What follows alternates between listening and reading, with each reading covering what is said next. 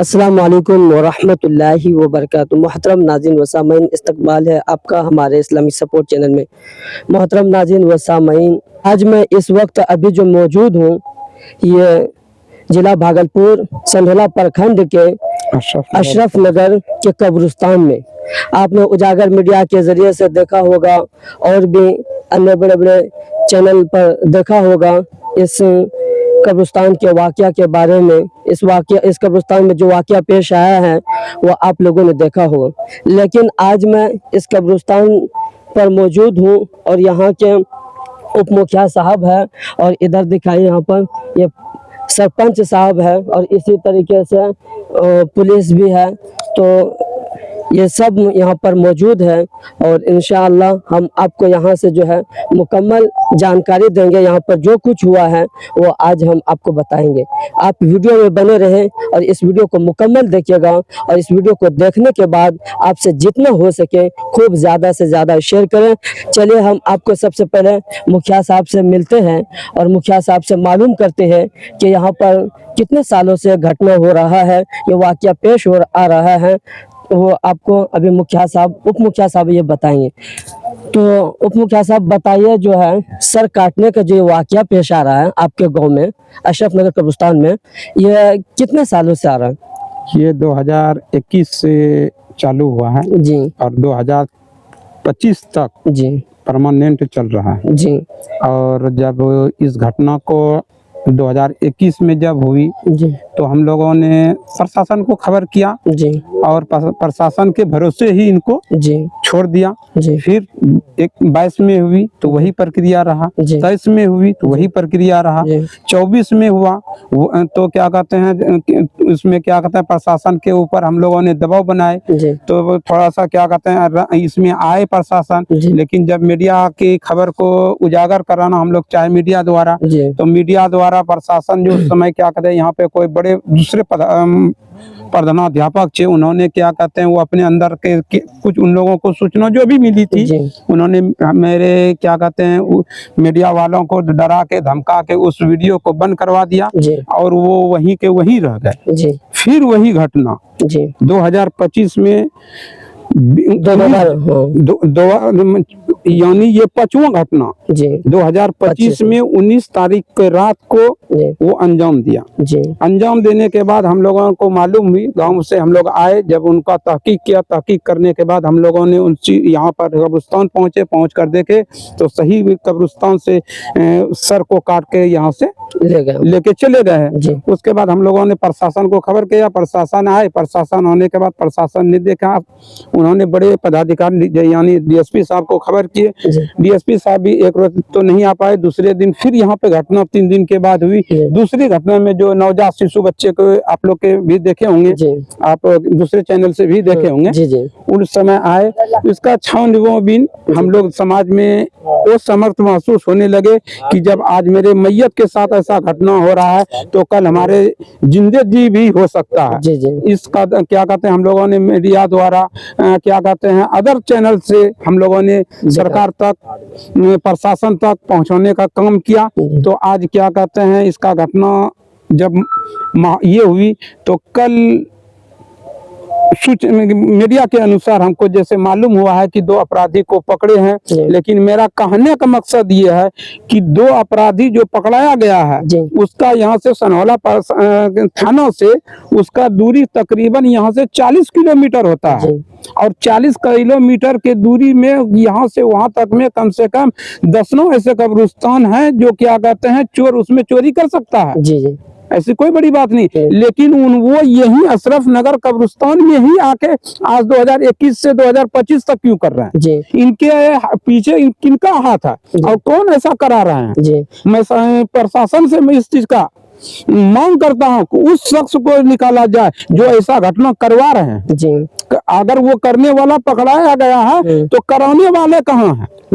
मैं उन प्रशासन से इस चीज का मांग करता हूं और मैं सनहौला पर के प्रभारी सर को और थाना अध्यक्ष को क्या कहते हैं धन्यवाद देता हूं कि कम से कम आपने 2 गिरोह को पकड़ा है और तीसरा गिरोह जो भी बाकी है मैं आपसे मांग करता हूं और आपको इससे ये अपील करता हूं कि आप उनको भी निकालें, नहीं तो ये डर मेरा बना हुआ रहेगा। जी।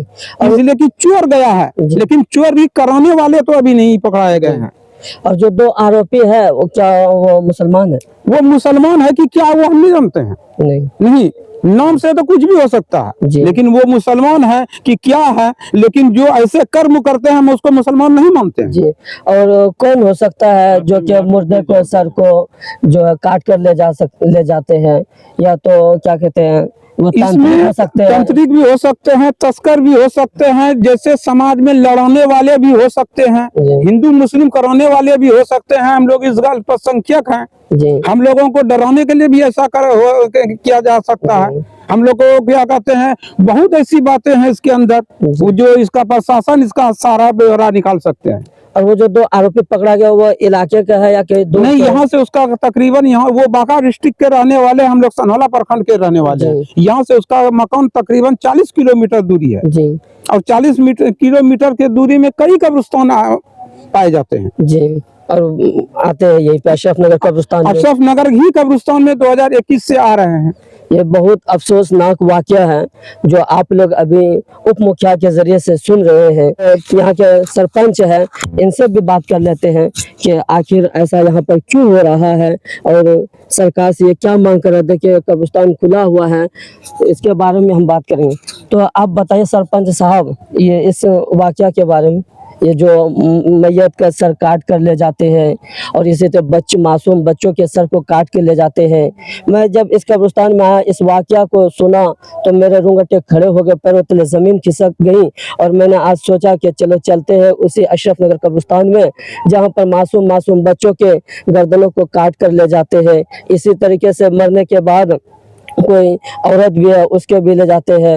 ये सब वाकया जो पेश आ रहे हैं आपके यहाँ कब्रिस्तान में, इसके बारे में आप क्या कहेंगे?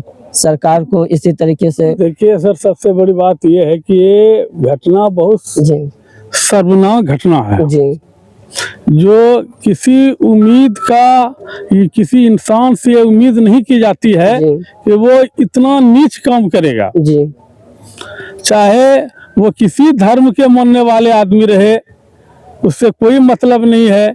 बात है ये घटना का, उसको इस तरह का घटना मेरे कब्रिस्तान में आके नहीं करना चाहिए, और यहाँ क्या कहीं भी नहीं करना चाहिए। इतना नीच इंसान पहुंच गया है। और हम लोग को तो सर इस घटना के बारे में मालूम हुआ सोमवार के दिन 20 तारीख को सुबह, जो फातिहा यहाँ पढ़ने आए थे मौलवी साहब, वही जाके बोले हैं कि ऐसा ऐसा घटना हुआ। हम लोग यहाँ आए तो सही में देखे बदूज जमा की माँ जो सकरमा के रहने वाली थी, उसका जो है सिर काट लिया गया है। और सिर काटने के बाद जो भी रहे ले जाने वाला उसको लेके चला गया है। वो पेन कवर खुला हुआ था, हम लोगों ने देखा है। तब प्रशासन को मैंने फोन किया, प्रशासन बड़ाबू वहां से आए, चंदन बाबू सारा बल के साथ, उसने जांच किया तो देखा कि न हकीकत घटना है, इस तरह बार बार यहाँ घटना हो रहा है। उसके बाद मीडिया प्रभारी वगैरह आए, सारा आदमी आए। उसके बाद जो है डीएसपी साहब आए 2 दिन के बाद। उसके बाद वीडियो साहब आए तो कहा कि ठीक है, तो इस तरह का बार हो रहा है। तो उसने पुलिस बल जो है यहाँ कब्रिस्तान का देख रेख में दिया कि यहाँ पे रहेगा, ड्यूटी रहेगा पुलिस का। तो वो ड्यूटी लगा हुआ है और रात दिन ड्यूटी कर भी रहे हैं। और बोले हैं कि कब्रिस्तान का घेराबंदी करवा देंगे, एक नल दे देंगे, एक भेपर दे देंगे लाइट का। उसके बाद इस तरह का घटना नहीं होगा।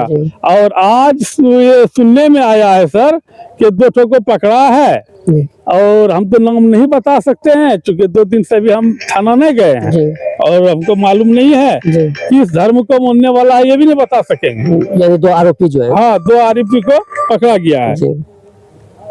तो यही सब बात है। हम लोग तो सर गांव में भी हम लोग को डर लगता है कि जब कब्रिस्तान से इस तरह हो सकता है तो कोई ठीक नहीं है। हो सकता है कि हम लोग के ऊपर आदमी लगा हुआ रहे, इसलिए हम मेरा गांव पूरे अशरफ में पूरे सकरमा गमगीन है इस घटना को लेकर। सर ये क्या हो रहा है, जबकि पूर्वज बता रहे हैं कि आज तरह का घटना इस तरह कभी नहीं हुआ था, लेकिन 2021 से इस तरह का घटना हो रहा है हमारे कब्रिस्तान में। जो कुछ आपको अभी सरपंच साहब ने बताया, दुआ कीजिए कि अल्लाह तबारक व ताला इस कब्रिस्तान की हिफाजत अता फरमाए और जितने मरहुमीन हैं और मरहुमा है सबकी मगफिरत अता फरमाए और जन्नतुल फिरदौस में आला सला मकाम नसीब अता फरमाए। ये देखिए कब्रिस्तान है, बहुत बड़ा कब्रिस्तान है। अब इन्होंने सरकार से घेरा का मांग किया है, इसको घेरा करने के लिए, घेराव के लिए, ताकि जो है इसकी हिफाजत हो सके कब्रिस्तान का। और इसी तरीके से अभी पुलिस भी है रेख देख में, यानी निगरानी में। और इसी तरीके से जो जो मांग किया, आप देखते हैं सरकार यहाँ के लिए क्या करते हैं। लेकिन ये बहुत अफसोसनाक वाक़या है। इस खबर के मुतालिक आप लोग क्या राय रखते हैं कमेंट बॉक्स में ज़रूर बताइए और इस वीडियो को जितना हो सके सवाब की नीयत से ज़्यादा शेयर करें और दुआ कीजिए इस कब्रिस्तान के लिए और यहाँ के मुसलमान भाइयों के लिए। और यहाँ पर ये जो वाक़या पेश आया है कि इस तरह का वाक़या पेश ना आए, दुआ करते रहें। इंशाअल्लाह फिर हम आपसे अगले वीडियो मिलेंगे। अस्सलामु अलैकुम व रहमतुल्लाहि व बरकातुहू।